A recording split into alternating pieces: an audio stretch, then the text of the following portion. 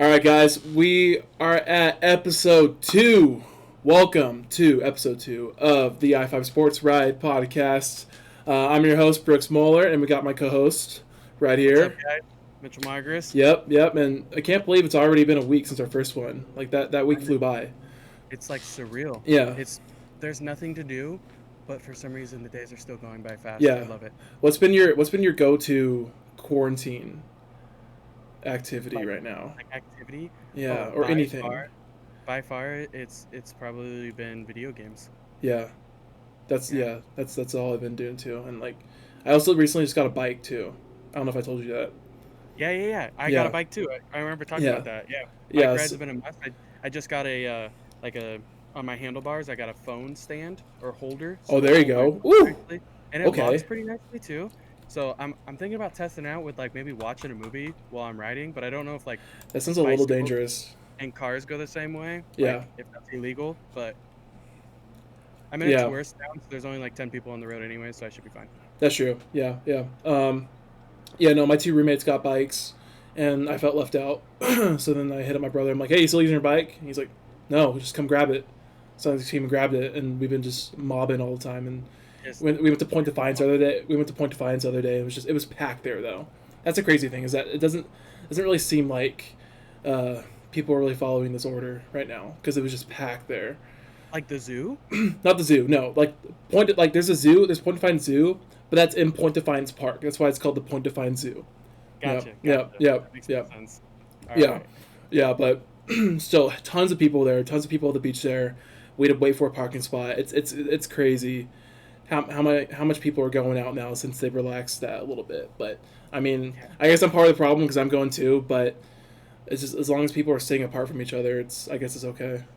Yeah, I'm gonna keep my faith in the human race and hope that the people that I see out are like doing the same thing as me and I know. wear Yeah. wear a mask. I got like wet wipes Yeah. in my car, so I Mm. wipe my hands off when I use it for the gas pump and stuff. I Yep. mean, I'd much rather be careful and cautious than in like 3 months find out that this thing's way bigger than what we originally even thought it was. Yeah. For sure. Yeah. And another thing we've been one of my roommates and I have been watching old WWE matches.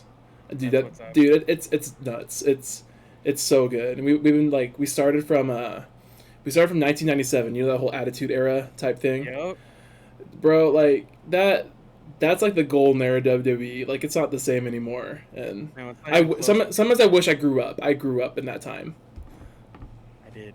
and you did. Yeah. Well, not really. 'Cause Kinda. I didn't really know what was going on still, when were you but born? 95? 94. 94. Okay. Yeah. Yeah, so we So started in 97, and now we're making our way through like 98, 99. But, there you dude, go. some of that stuff was insane. Because It one, was nuts. it was nuts. One of the matches we saw someone get shot with a flare gun. Oh, solid. That's cool. Yeah, it's pretty cool. Like, I want to say that like around that era is or around that time is when Undertaker throws Mankind off of the top of the steel cage. dude, I hope we get to see that. That's probably the coolest moment in WWE history to me. Yeah. Yeah, we were saying how Mankind is always the guy who just gets just messed up. Oh, he was nuts, He dude. was nuts. Mankind, Cactus Jack, Dude Love, Mick Yeah. Foley, all of his personalities. But we were, Just we were saying how Mankind seems like he's the one who always gets like messed up the most. yep, for sure, for sure. Just he's like the craziest. We watched the Money in the Bank pay per view on Sunday. Oh, the 'Cause my new cousin one. has that the WWE universe or network or whatever, Mm-hmm. and it was just weird. Like it was Yeah. weird without any of the fans in it. The like it's way more theatrical, and they did like a almost like a movie for the Money in the Bank where they like fought from the bottom of this building, McMahon's building, to the top, and it was just like It's weird. it was super corny. Like there was a food fight in the middle of it. It was just super Yeah, that's weird. Yeah. But it's so hard to do without fans, and I think plus for us, a lot of it's just nostalgic and like watching the wrestlers that we watched growing up too, and it's not the yep. same anymore. Um, but I also watched after that there was an Undertaker documentary that debuted. That was really Yeah, good. yeah, yeah. You should watch that. I That was haven't. awesome. Yeah, I didn't get to see any of that yet, but I will definitely watch That it. was awesome. That was so good. Yeah. That's like all the sports we got going right now. We got WWE with no fans, and then I watched UFC with no fans too. I didn't The watch other UFC, night. but I heard it was nuts. Like you could like hear the people punching. Like Yeah. McGregor said he wasn't gonna fight, and then he watched it and heard like people's like skulls basically getting cracked, and he's like, "I'm in." Crazy.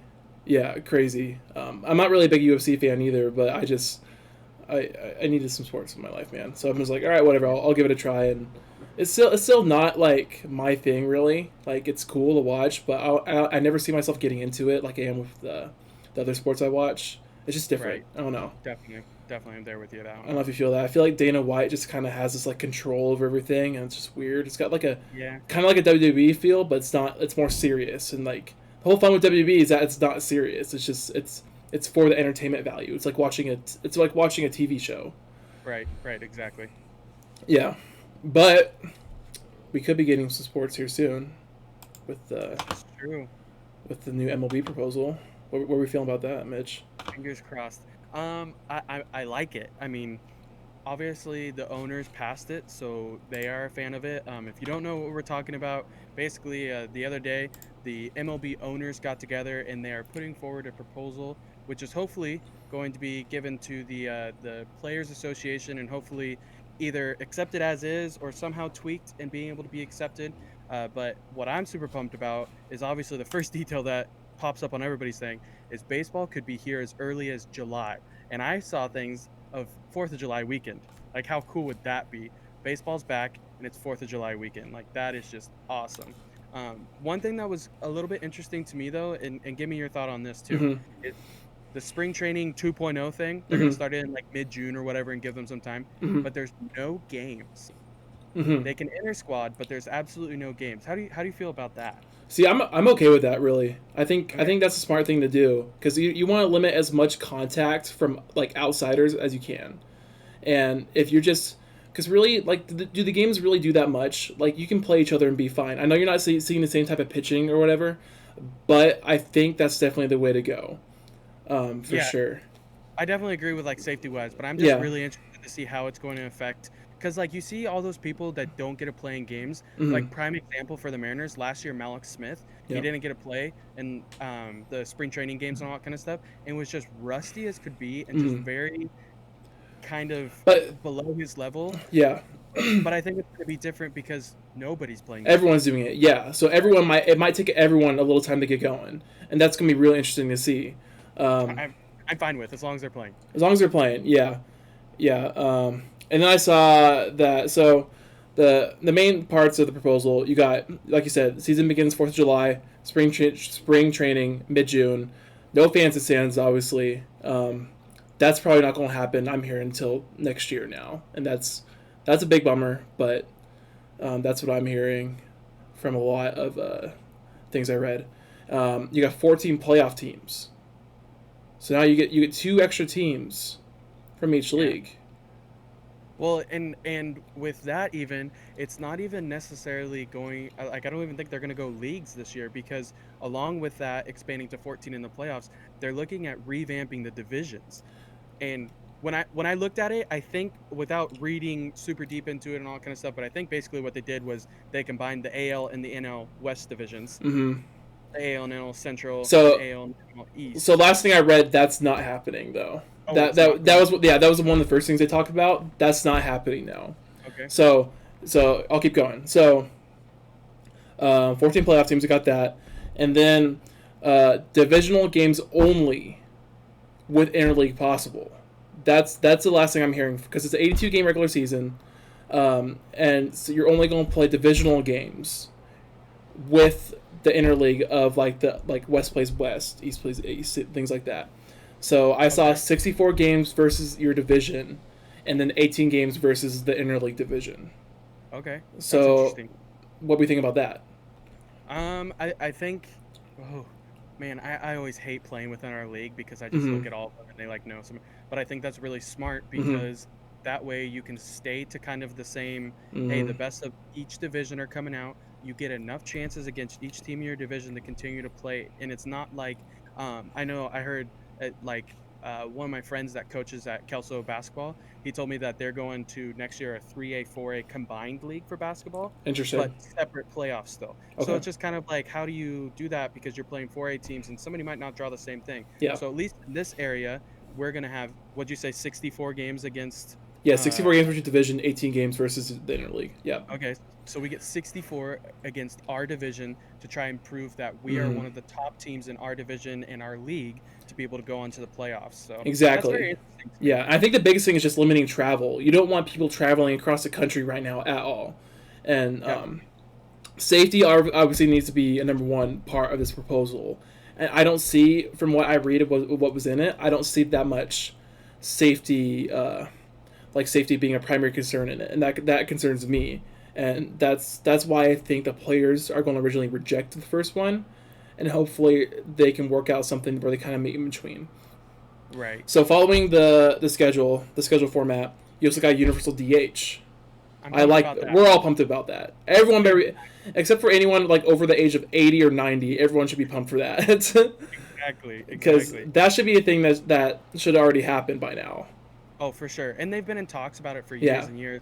But now they're saying that this universal DH is going to allow for pitchers to be able to just focus on pitching because they're exactly. not going to have as many games. They don't Mm-hmm. have as much prep time and all that stuff. So they just get to focus on their arms and pitching and all that kind of stuff, which is what they should have been doing for years For now. now, yep. Every other league in the country uses a DH except for the Right. National League. Yeah, Yep. and I think even like if this works out good, like I think this could eventually, like after this year, maybe just stick around. And I think that's their plan. I think they're Yeah, kind of using this as a here's the reason why, but really they want to get to that yeah, full time. yeah. Okay. Following that, we got rosters expanded to 30. That's big. See, and I saw something too that they're expanding the rosters to 30, but you can actually have like a flex of like up to 50 people, Yep. 45 You got a people. 20 man practice squad. Right. So you And basically so have a 50-man roster instead of a 40-man roster. basically, yeah. Yeah. And so that intrigues me because I also think, and of course there's probably some details that didn't get leaked to the public because most of the public doesn't care about a lot of the details, so they just Mm-hmm. leaked what was important. But it really interests me with the service time for players because if you guys Mm-hmm. followed like the Chris Bryant story or anything like that, service time is a big thing in the MLB, and a lot of people think that people hold players down in the minor leagues so that they don't get service time. After you get 162 days on an MLB roster of any form, you've now had a year of service. After 3 years of service, you get to do arbitration where I get to say what I'm worth, you get to say what I'm worth, and then we have a court trial basically to say what I'm really worth. And then after 6 years, you get to become a free agent. So if that service time applies for this year, that could be a little bit concerning for some teams, especially like the Mariners who have a lot of young guns like Julio and Jared Kelenic and all of them who probably wouldn't have got a lot of service time this year, but they could possibly be Mm-hmm. getting it now, and that's going to bump their arbitration and free agency and stuff up a year. But honestly, in the really in scheme of things, while I'm watching the TV, I could care less about service time. Yep. Doesn't matter. We just want to see him play. And minor league options too. Is that going to be different? Like, I don't know. Is there going to be in minor leagues? yeah, exactly. That's the thing. So like, if you're sending people down from the main roster, is that an option? Even if they're not being optioned to the minor leagues, it's just Oh man, all things that are probably worked out in that, but we just can't see it yet. but like nerds like you and me really want to know those I want to details. know. Yeah, because they matter. They matter in the long run of things, especially like with a team like ours, the Mariners. We got so many young guys down there that those are the guys that matter right now. It's not really who's on the major league roster now. It's about the development of these players, and a lot of Right. these players aren't going to get that development they could have had this year, and Exactly. that's a big issue too, especially with a rebuilding team like us. So, um, yeah, it's tough. It's for sure. Yeah. It's tough. It's very interesting to me. And one thing that I keep reading about too is that kind of goes along with how you think that the players are probably going to reject this at first and Mm-hmm. try and restructure it is a lot of concerns over money. Yep. And 50-50. Yep. a lot of people are saying, "Oh, it's just money, get over it." Okay, well, first off, money basically makes the world go round. You have to have it. Like it shouldn't be your root of happiness and all that stuff, but you got to have money to be able to do things. And even though these guys are making millions of dollars usually, not all of them are. And they've got to have money to be able to support their families and all that kind of stuff. And what they're talking about is just doing a straight up 50-50 split of the revenue on that kind of stuff. And one thing that I saw though too when I keep reading about this 50-50 stuff is they actually are trying to get fans in the stadiums. They're possibly going to start with it all that kind of stuff, but I know I saw somebody, I can't remember exactly who it was, but it was a different team. It wasn't in the MLB at all, but they came out with their proposal on we're going to block off this road's open, block off this Mm-hmm. row, and try and group families together or groups or whatever. And they get grouped together, and then automatically something about once you purchase your tickets, it like automatically puts a gap of a chair or two in between you guys so that you do have that social distancing. and I'm assuming that concourses are going to look really weird. There's going to be ropes down the middle so you go the right way, which is going to be awesome for me because I hate bumping into people on the right That was side awful. that are Yeah, going the wrong way. terrible. But it's going Those to are the be worst interesting people. to Yeah, see if they do that. yeah. My concern is that you might be like separating them in the seat area, but like we're talking about the concourse, how there a lot of people, a lot of spots are gonna be roped up and stuff.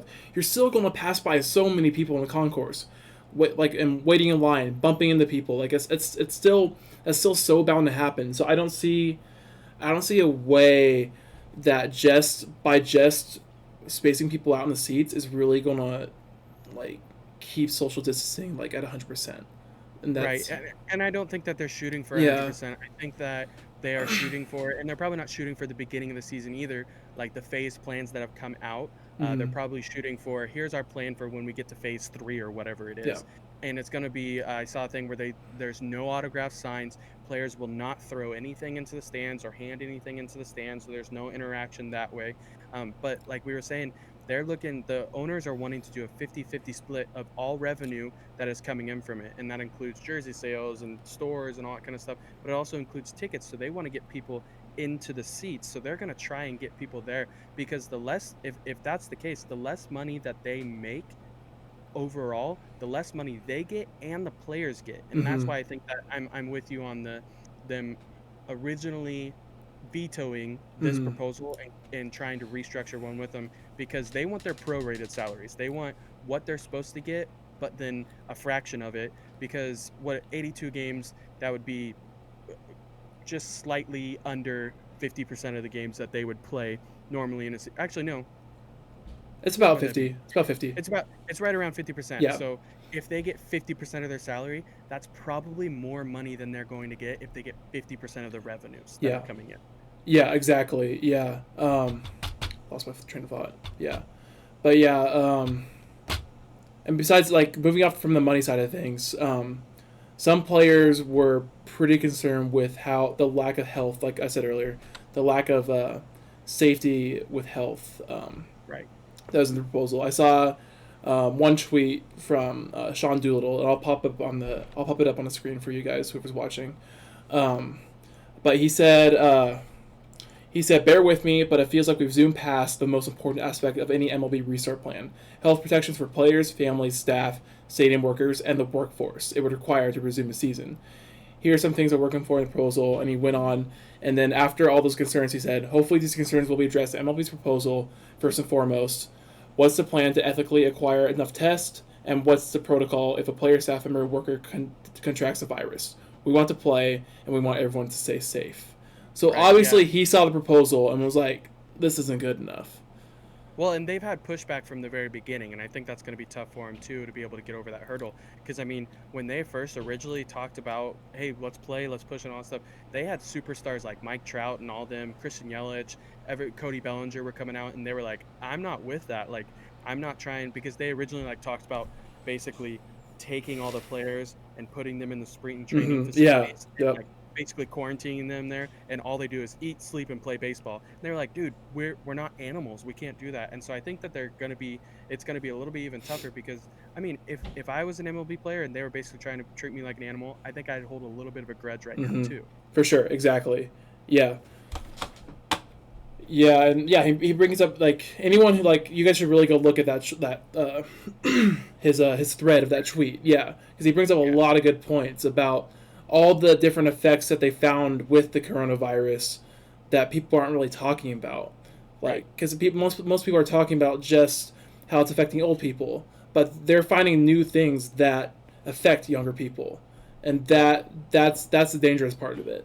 Like we're seeing people have strokes, and I saw even hormone issues pop up on some of them too, with fertility, and those aren't things that people want, obviously. So Right. they really need on this next proposal, because obviously we're saying that this one's going to be rejected. Um, they need to refine it where safety is the number one priority before any of the baseball stuff. Like, because they obviously want to play. They're going to okay an 80 game season. They're going to okay a DH. They're going to okay who they play. It's all going to work out, but you got to make sure the players are happy with safety, and that's the Correct. number one priority. So, For sure. but also I just saw like half an hour ago, Arizona approved to start On playing sporting Saturday. events on Saturday. Yeah. Is that significant at all, you think? What do you like? I think it is going to be significant in the fact that there could be possible places that are going to follow along with it. Mm-hmm. And it might get to the point where we don't play in our home stadiums and they do start playing in certain areas, but maybe they fly there or something like that. But that's another one of those you're going to lock me up and just let me play Yeah, kind of thing. So exactly. Yeah. see how that works. But it could be a domino effect. Mm-hmm. Florida did it a long time, not a long time ago. It feels like a long time because we're in quarantine. Yeah. But Florida did it not too long ago. Now Arizona's kind of following. It's just going to be interesting to see how the different states react because, like we know, we were one of the first states to kind of go into this lockdown mode and go for it and all kind of stuff. And Governor Inslee's really big on trying to make sure that everything's very keen and very good before we move on to the next phase and all that kind of stuff. So it'll be interesting to see how the progression of states kind of affects this return to play. Yeah, yeah, and it's just one state. There's so many other things that have to go the right way for it to all work out. Like just because Arizona's doing it, like I said, it could cause a domino effect. But then you have to have the leagues approved to play. You have to have the states approve that they can play. Like Arizona, and like you have to the stadium say it's okay to play. They have to like bring on all the staff. Like there's so many things that have to happen for this all to work out. Right. And that's why I'm concerned about it. Yeah, we shall see. But we just want baseball. We just want baseball. Exactly. Well, Exactly. so if you guys are watching, you guys know that we're doing a giveaway this week. Yes, we want to give you guys a little present for watching, but you have to do a little work first. So we have a trivia question for you guys this week with the theme of today's show. Since we're going to talk about the Seahawks new schedule. So the question is, what team do Seahawks have the most wins against in their franchise's history? What team do the Seahawks have the most wins against in their franchise's history? So if you guys know it, I'm sure all you guys are going to look it up. But comment down below. Down below. And then next week's show, we will draw a name of whoever gets the correct answer. And you guys will win a $20 Amazon gift card. And who wouldn't want that right now? Come on. We're all ordering online. Exactly. Yeah. We just want viewers. We want people to listen to us. We want people to like. We want people to subscribe. All that kind of stuff. So even if you're there and you're like, you see in the comments already, you're going to watch our video. We know that. But we want people to come and watch it. So share this with your friends. Tell your friends to get on there and all kind of stuff. You can even strike a deal like, hey, John, if you go on there and you win this because I told you about it, let's split it $10. We don't care what you do with it. We just want you, your friends, your family, your enemies, I don't care who it is, to come and give us some views. Exactly, yep. So I'll give you guys a little hint. They have won 26 games against this team. Wow. 26. Who could it be? Who knows? Who knows? Except But for me. yeah, but going off that, we can start talking about the recent release of the Seahawks 2020 schedule. There we go. Now we're in. Let's see it. Now we're in some football territory. All right, baby. All right. There we go. We gotta switch these up. Yeah. And this is all banking on the fact we actually have an NFL season. Right. Let's pray. It's coming. It's coming. We still have 4 months to work everything out. So we're gonna have this handled by then. I know it. This was probably the most exciting news story of the last week too. Yep. That's the sad thing is there should be so much stuff going on right now, and we're here talking about the schedule as our top story. But still a lot of things to dive into for sure. So, Definitely. So yeah, for my first reaction to it, I think it looks pretty easy. I think it's on the easy side. You definitely got some tough games, but getting the AFC East the first year without Brady is huge, because that division is just so up for grabs right now, and you got a lot of teams that are just turning over to new quarterbacks or new quarterbacks from the recent years, and I think that is in our favor for sure. Yep, I definitely am with you on that one. I mean, like you said, the Brady-less Pats, it's going to be very interesting to see if Brady was the brains behind it all, if Belichick was the brains behind it all, or if it was a combination of both of them. Because who is it supposed to be? It's supposed to be Stidham, right? Jarrett Stidham. Yep, that's the guy right now. Dude, tanking for T-Lore. That's what they're doing. They're totally going to tank for Trevor Lawrence. Hey, I could see that, and that would be a phenomenal phenomenal pickup by them. But But you know, it would be crazy if Belichick just comes out and wins like 10, 11 games with Jarrett Stidham. and that's the scary thing because I read something about what was it? I think it said in '08 when Brady was out for the full season, he went like 11-5 or something like that. Yeah, exactly. Yeah, So that could when Matt Castle was he filled that might, in. Yeah, that might be it. So it might it be was '08. Castle. I'm not Yeah, sure it was though. like 08 or 09 or something.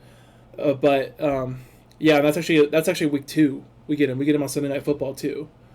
I feel it. They're not gonna have their things figured out by then. No, no, that's a good time to get him for sure. But open week 1 at the Falcons. I think that's a win. I agree. I'm right there I think with it's a you. win. I'm not really scared of the Falcons. I mean, they got us last year, but Matt Ryan's another year older. Julio's another year older. Um, their And offensive line still looks a little rough to me. and I'm still just really, really. When they first originally got rid of Tevin Coleman after their big run, when they had Tevin Coleman and Devontae Freeman in the Mm-hmm. backfield, and they were just excellent together. They got rid of Tevin Coleman. And it was a little bit of a head scratcher for me, but I was like, okay, maybe they know something I don't. Maybe they're just going to go with Devontae. And now they're rid of Freeman too, and I just don't see how that's going to play in. And like you said, Matt Ryan getting older, uh, his playmaking ability isn't quite what it used to be. Mm-hmm. 28-3. I mean, it's Yeah. going to be a Well, tough one. they do have Gurley now though. They signed Gurley in the offseason. Uh, Yeah. I just You don't know he know doesn't have that. any more. I mean, there's got to be a reason why the Rams got rid of him. Such a weird situation though. It's so weird how he went from MVP candidate to just nothing really. Like getting benched in the NFC Championship game. Right. It's Like just there's weird to me. It's weird. to me there's just something else there. Yeah. They got to know something that Yeah. everybody else doesn't. Yeah. But it's like he could easily just have another MVP year. That's the crazy thing. You never And know. He has a talent. he's home, right? Yep. Isn't Atlanta home to him? Yep. With Georgia. That could be another spark for him. Oh, we'll see. Yeah. Yeah. Moving on from that, you got the Patriots. I think that's a win. That's a Dub. dub. Then we get the Cowboys. The Cowboys at home. I'm not feeling that one, man. You got L on that one? I have them losing. I actually have them losing that one. I I don't think their defense is amazing, but I think it's solid enough to Yeah. be able to do things.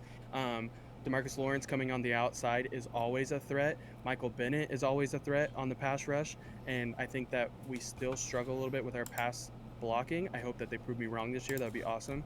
But that offense is going to be tough to stop with Zeke, Dak, Amari Cooper, and now you add in CeeDee Lamb. Hmm. And isn't Jason Witten coming back?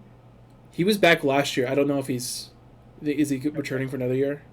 I thought so too, but I could be wrong in that. But even with that wide receiver core and the Yeah. speed out there, and Zeke eating up in the backfield, and I Yeah. think Dak having a solid year, Yeah. it's gonna be tough. See, I just think I think they're gonna win that one. I have them as that down as a dub. I just think there's gonna be weird. There's gonna be a weird chemistry on the offense right now, just because they didn't pay Dak. I think Yeah, there's just gonna be a weird vibe on that team this year, because you got Dak in a contract year who got franchised, and he wants a contract, so he could either just play the lights out, or it could just be kind of chaos right now, and like new yeah. coach Mike McCarthy there too. They could butt heads with him, kind They of like how could. Aaron Rodgers did, but I don't so think they're going. I think Aaron Rodgers is the problem in that situation, but that's a whole yeah, nother story. that's a whole nother But thing. I think Dak's gonna ball out You think Dak's gonna ball? Yeah, it could go either way. Like it could go either way for sure. Then we go at Miami. I think it's a dub. for sure. They're too young. We should our experience should triumph that. Even, I don't think they're gonna start Tua this year anyway. I think it's gonna be Fitzmagic, and I'm not And scared. no, and even if they do start Tua, that's only week 4. I don't see him having his feet No, wet enough to be able to no, come no. at us. Yep. And then we get Minnesota on Sunday Night Football. That's my first loss of the year. I'm going down to Minnesota at home. Okay. Yeah. I do not. I'm actually gonna oppose you on that one. I have them beating Minnesota. I think that losing Griffin this offseason, well, if they do, he's still unsigned. But I Mm-hmm. think losing Griffin is gonna hurt their pass rush, which helps us Mm-hmm. because we are definitely a run heavy team, and so if it's easier for us on the pass blocking, that's great. I think that Harrison Smith is on a little bit of a decline Mm-hmm. for for who he is. So I think their secondary isn't as hot anymore, and I think that they're really going to find themselves struggling without Stefan Diggs. And hopefully Griffin is on our side for And that he for brings the sure. playbook with him. That would be awesome. Oh, then it's easy dub. I'll change I that. think But I think Kirk Cousins I has just 4 interceptions. see. I think Kirk Cousins has a career year this year. I'm looking Uh, at everything. I think he's gonna have a good year. He finally got his feet wet in the playoffs a little bit, okay. and I know you're losing Stephon Diggs, but they drafted his replacement. Who was it again? The Jackson kid from LSU. Yeah, Jordan Jefferson. Jefferson. There we go. Jefferson. Yeah, so I don't see that big of a drop off from Diggs to Jefferson at all, and they also got a pick too. Um, they got 2 picks from the Bills, right? Yes, I believe so. Yeah, so I don't see that much of a drop off between those two. So I think he's going to fit in that offense right away with. And Diggs was just a pain over there too. He That was is just true. complaining all the time, That and is true. I think Thielen will have a bounce back year. So I like the Vikings this year for sure, and yeah. So then we move on. They got a bye week. That's an early bye week. I'm not a big fan of that. I'm never a fan of early bye weeks. I think it should I want always. him late too. I I agree. always want them late, like week 10 or 11. So that's kind of a bummer. But oh well, I help us out, man. Then we go at Arizona. I got to win. I'm with you on that. I got to win on that one. Yep. I think Kyler Murray is still kind of working out the offense with their new weapons. Got rid of David Johnson, bring in Hopkins. I think everything's still trying to mesh together. So I think it's a good time to get the Cardinals still. Yeah, I think it's going to be a good fought battle. Yeah. But like we showed last year, we're road warriors. Like Yep. as much of a 12th man and vibe and stuff that comes at home, it's like we just step up to these challenges, and it's definitely going to be a challenge with the Cardinals this year. Like you talked about, they lose David Johnson, but they weren't even using him last year anyways because Exactly. they got Kenyon Drake. Yep. And they gained DeAndre Hopkins. He's arguably the best wide receiver in the game right now, and they get him for a backup running back to them and what, a 4th, 5th round draft pick. It was like a third or something. Yeah. The offense is going to be tough. But It's going to be scary at the end of the year. I think we're going to step up, Yep. and when we're on the road. At the end of the year, the offense is going to be scary, and like I could see them like pushing for a wild card spot. Yep. At the end, for sure. Then I agree. our division's just so tough this year. Like I think anyone could win it, honestly. Yeah. So after that, we got the Niners at home. I got them winning that. I have them losing it. You have them losing it. Yep. I'm disappointed. I know, but I'm trying to be realistic here. I know. Yeah. We finally get to disagree on Yeah. something. But I just see the 49ers. I mean, plain and simple, we watched them with their run last year. I think that Garoppolo is only going to get better. Mhm. Everybody talked about how he's a game manager, put the ball in his hands, make him make decisions, make him make plays and all that stuff. Well, they didn't do much of that last year. So when it got to the end and he had to, he didn't succeed as much. But I think now he's got his feet wet. He's only going to get better. Their weapons are only getting better. They're a deadly team. Their defense is scary on the front end of it. I think their blitz packages, their pass rush, and all that stuff is going to get to us. And I think that they come into CenturyLink and say, "Take this." Yeah, I don't know. Like you take away their run game and like their dink and dunk, they're nothing. Garoppolo can't really throw downfield. He's all his like touchdowns like of what I've seen so far from last year especially, it's nothing special, and so I think if we're able to take away the run and that short pass game, I think we're fine, especially at home, and like I think the team's still gonna have that bitterness from week 17 last year, where we were literally like inches away from winning. Right.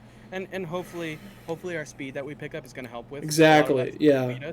But I see us being too over aggressive, missing on that dink and dunk, Yeah. getting ran all over still Yeah. because we're worried about how is our pass rush going to be. And that could easily happen. I'm really banking on our home field advantage coming back a little this year too, because last year it was non-existent. It wasn't. We were It was road warriors, non-existent. like I said, Yeah. which is weird. Yeah. All right. So then after that we go at Buffalo. Tough one. That's gonna be a tough one. I got them losing. I have them losing also. Yeah, I think Josh Allen is really going to step up this year. He's going to see that the AFC East is up for grabs, and I think he's going to have a great year. Getting Stephon Diggs as a weapon. Devin Singletary, he showed flashes in the backfield last year. I think that offense is going to be much much improved, and then the Bills defense is always good too. So I think I really like the Bills this year. Yeah, their defense is going to be pretty tough for us to get around. They have a phenomenal secondary. They added Josh Norman, who I think is going to have not a bounce back to Carolina Panthers Josh Norman, Mm-hmm. but I think he's going to have a bounce back to be a solid cornerback for them. They've got a really good pass rush. They were in the top half of the league last year. They added Espinosa, which you were really high on for the draft. I don't think he's Mm-hmm. going to make a huge impact, but he's going to make an impact, which is going to Yep. be tough. They have a really big line to stop the run. They picked up Star Latulier, and he's up there for him. That's a really tough, huge mountain to run Mm-hmm. around. Oh yeah. And it's in November, and in fact, what is it? Beginning, kind of middle of November, eighth, Beginning, yeah, eighth, yeah, beginning middle of November in Buffalo. That's gonna be cold, and it's a tough. different kind of cold than it is here. And you got those lunatics who are smashing people through tables and Oh stuff. yeah. The Bills Mafia is gonna be going I'm crazy. trying. I'm trying to tailgate at Buffalo one of these days. We should go for that one right there. Road trip? Not road Road. trip. If we fly, road trip. That'd be a mob, That would be terrible. but that would be fun. Yeah, yeah. All right, moving on. We go at LA Rams. Dub. Dub. I'm not really scared of the Rams this year, Not at all. especially if you're coming off a loss at Buffalo. Come back over to the West Coast, warm up a little bit. I think we take care of the Rams this year. I think the Rams has just kind of smacked us around enough for the last couple of years that we're just Yep. tired of it, and we're not gonna come. We're gonna come in wanting to beat them, being hungry for it. We're not gonna Yep. come in undersizing them, and I think we're. I just don't think they're as good as they used to be. They lost a lot. They lost a lot from last year, and they're all getting They did. older too. Because 2 years ago, when they were going for that Super Bowl run, they traded all their picks away for these like veteran pieces, and a lot of them didn't work out. That's the thing. Correct. So they haven't really been able to reload, and so I see them definitely weaker on both sides of the ball this year. I agree. I definitely agree. Yeah. All right. Then we got Arizona at home on a Thursday night. So we got a road game. Come right back home on Thursday. Tough. That's tough. I actually have them losing this one. I am. Dang it! I'm there with you again. Yeah. I Yeah. agree. Like you said, that turnaround is tough. Yep. It's gonna be. It's always tough to beat a team twice, no matter what. Arizona's gonna come in. By this time, kind of starting the second half of the season, they're going to figure out their weapons. They're going to figure out their offense. Yep. It's going to be a very tough thing. I think Kyler Murray's going to figure out that sometimes when he's in trouble, he doesn't have to run around as much. He can just Yep. throw the ball up to DeAndre Hopkins, and he's going to help him out. Yep. And the worst part is that it's not just DeAndre Hopkins. He's got Larry Fitzgerald too. So he's just got two super sure-handed people on the outside. Mhm. That's really going to help him out. Kenyon Drake's going to be able to run a little bit. I think it's going to be a really tough one. The turnaround's Mhm. going to hurt. The tough games back to back to back to back. I mean, the Rams are still going to be tough games because they're the Rams. Yep. They're always tough for us. They're always going to give us a fight. But you go 49ers, you go Bills, you go Rams, and then you got to come back to the Cardinals again. I Tough. just don't. Yeah, and we're also 1-3 in our last 4 home games against Arizona. They always get us at home. I don't know what it is, but they always have our number at home, and sometimes I kind of wish that we got them at home earlier.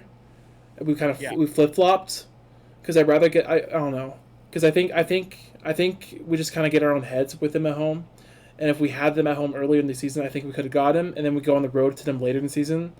I think we could have got them there. So Yep. it's weird because we're not used to saying that. Right. We're used to like the other way around, like, oh, I want him at home, but it's weird right now. It's flipped recently, and I don't know what it is because I feel like I mean if any of you guys attended the Dragons game or even watched Dragons game, I mean that was the XFL that not a whole lot of people really cared about and were still kind of weird about, and it was still booming in there. Brooks and I Mhm. went to that first and only game at Seattle, but I mean it was booming, and that's just the Dragons. It's always booming for Seahawks. Mhm. Like it's crazy in there. Yeah, no, it's weird. What's it? Yeah, so after that they go at Philly on I think it's a Monday night. Monday night at Philly. I got them winning. Dubs. Dubs. Okay, perfect. And then we move on. We go Giants, Jets, Redskins. Can we all agree that those are 3 dubs? Dub. Dub. None of those teams scare me. Giants, we get him at home. Daniel Jones, he'll definitely improve this year. And you always got Barkley, but I think there's so many holes on the defense and on the There offense is. too. So it's not going to be good for them. Yep, I agree. Okay, then we got Jets. Darnold still kind of coming into his own. He hasn't really proved himself yet. That team's still weak to me. I think we got that in the bag. Yep. And same with the Redskins. Yep. Haskins has still got time to develop. They did pick up a new coach. Remind me of his name. Ron Rivera. Yep. Yes, From Carolina Panthers. Panthers. Yep. I Yep. can't remember what his name was. Ron Rivera's there. I think that's going to help out a little bit. I think Gruden was a little, but Yeah. I, I I just don't see it still. See, my bold prediction is that Haskins gonna be a bust. I've never liked him. I don't think he's that. I don't see that much in him. I think he's going to be a Winston. Yeah, yeah. He's got tons of talent, but I don't really see him developing into a top tier quarterback like he was supposed to be in that draft. For sure. Yeah. All right. So last 2 games of the year. Okay. So right now I got him. I got him at 11-3. I think you do too. I'm sitting at 10-4 right now. 10-4. Okay. So LA at home. I got them losing. Okay. I got them losing. I just see. The Rams are still tough. Like I know they're down this year, like I said earlier, and it seems like we have a tendency to struggle in the later season home game, like usually like the last home game of the year. It seems like something comes up, and I don't know. It's just a gut feeling that I feel like we're just going to drop that one. I think LA is going to be the contention for a wild card spot, maybe even the division if they still kind of put it together with their new pieces. And so I think that's going to be a big game for them. I think they're going to come in. Fans are obviously going to be pumped for us, but I think they're going to come in. I think McVay is going to have a good game plan that game. I think they're going to take it to us. Okay, I see that. I could see that, but I have them winning that game. Mm-hmm. Like we said earlier, I have no fear of the Rams this year. I feel like they lost a lot and didn't gain a whole lot to replace it. The dudes like Aaron Donald just doesn't really scare me anymore. Yep. He's still a difference maker. He's still phenomenal. He's still that, but he just doesn't really scare me anymore. And he's pretty much nuts anyways. So Yeah. I have a feeling that he might be suspended by then anyways. He might like Could be. Miles Garrett or something like that. But I think McVay is going to butt heads with people this year. I think that people are going to figure out his game plans because he's been in the league long enough now. I just don't see them being a threat, and I don't see us losing our last game at home. Yeah. Okay. I think we're gonna be like not this year. And that could be the case. See, like either all these losses I'm predicting, I could easily see them winning in a way. That's the thing. And a lot of the wins, I could easily see them losing too. Correct. So it's just right now, it's just so up in there in all these. And but let's move on to week 17 at San Fran. I got them losing that one. I got them with dub. Wow. Okay. Dub. Why is that? I think that, like you brought up earlier, week 17. Because you had him losing to San Fran in the first game, right? I had him losing to San Fran in the first game. Okay. But I think that they're going to have that sour taste in their mouth from last year. I think they're going to go on the road to Levi Stadium, and I think that they're going to be ready. And I think, in my own personal head, I'm thinking that they're looking for a number 1 spot here. Okay. Or number 2. They're looking for a first round bye. Let's just say that. And so they're going to go in, and they're not pulling any punches. Yeah. We want that first round bye. We want the playoffs to come through Seattle. As much as we talk about how the home field advantage isn't great on stuff, it's not necessarily getting our home field advantage, which playoffs at Seattle would be nuts no matter what, but taking home field advantage away from other people is huge. We want that. We want the road going through Seattle and then to Tampa Bay, hopefully. But I want to see them just come out and absolutely do whatever they want with the 49ers, and I think that the 49ers are going to be contending for a spot still also.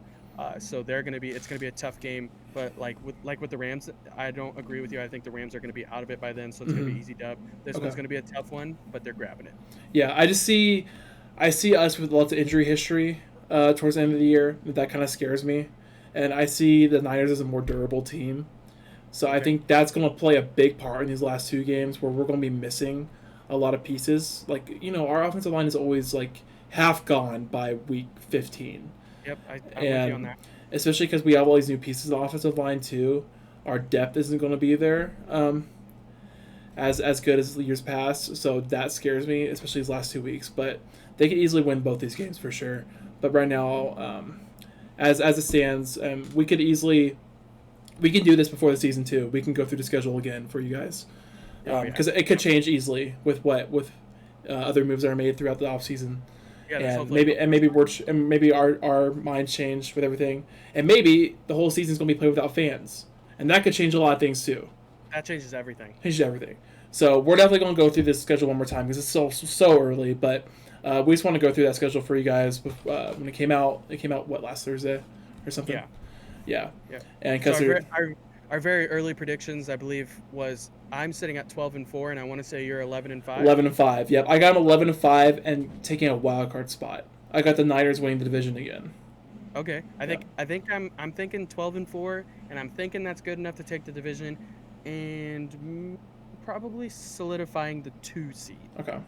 Yeah, I got them at a wild card still. I think San Fran's gonna have one more solid year, and I think maybe next year is when we kind of jump past them. Okay, I can definitely see that. Yeah, but definitely the one I'm most excited for is on November 1st against San Fran.